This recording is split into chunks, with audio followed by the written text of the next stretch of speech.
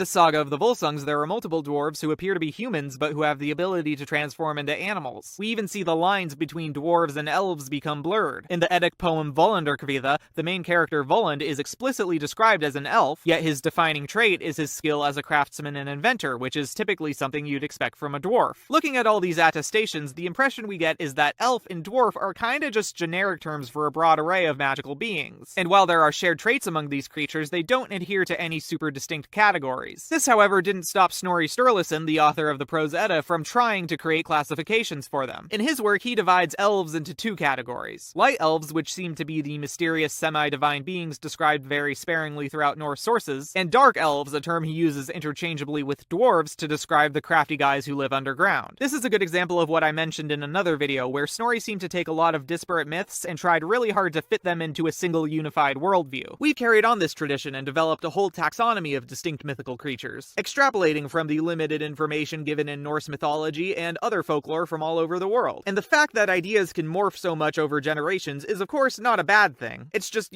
how humans work.